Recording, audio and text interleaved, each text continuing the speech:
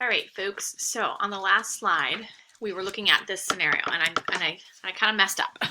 So we're gonna go back to it. So male, brown eyes.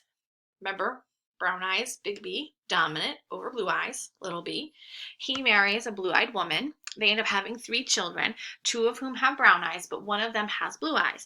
So we were looking at this whole idea of what's the man's genotype and what are the children's genotype, right? So if a mother is homozygous, like we said, recessive, she would have this little b and little b, right? Now we don't know here. He could be this homozygous dominant, or he could be heterozygous, having one of each. So when we look to the next slide here, this is where I kind of messed things up, and I apologize. Mom, we know, has to be this, right? We has to be this. But if we have this possible offspring, all right, and we know homozygous dominant, so we know he's got to have one big B. But if we have this scenario, are any of these possible offspring blue eyes? Do any of them have blue eyes? Can that possibly be? If we look at them, they're all heterozygous, meaning that they have a dominant allele and a recessive allele. So none of them can be blue-eyed.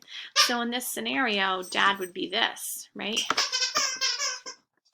But is he in this scenario? No, in this scenario, we have a big B and a big B, because all he can give is big B and all Mom can give is little b. So we have no blue-eyed child. So we know Dad is not this, because they told us the scenario was that they had a blue-eyed child, right? So parents cannot have any blue-eyed child in this scenario. So because of that, what has to happen? Dad has to be this, big B, little b. Mom has her 2 little b's. And then what do we get? This is what we get. We get a 50-50 chance. Brown eye, blue eye, blue eye. So they had 3 offspring, right? 2 of them have brown eyes, 1 of them have blue eyes. So is this scenario correct? Yes, that is exactly correct. This is the scenario. Okay.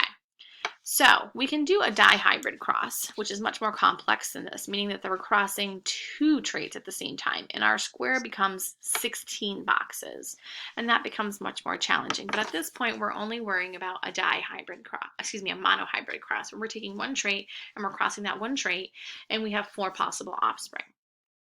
Okay, so play around with this a few more times. Do a few other scenarios. Try some things out. See what you get. Some people always have great questions. This is one of the things I really like about having this in class, is that people come up with some really great questions about their family, or they're just curious, and we can kind of like do a Punnett square and figure it out a little bit and see if it's legitimate or not legitimate, or what the scenario is. So I always find genetics really fun, but it can get really, really, really complex, especially when we're looking at things that are very different, like that ABO blood type, right? So this can get very complex and look very overwhelming when we're crossing things. This is still a monohybrid cross because it's 1 trait, but however, we have 12 possibilities here because we have more than 1 allele. We have 3 alleles, not just the normal 1, 2, or 3. It makes it more complex. So we can have lots of variability. So genetics can be very complex. We have a genetics course on campus if it's something you're really interested in.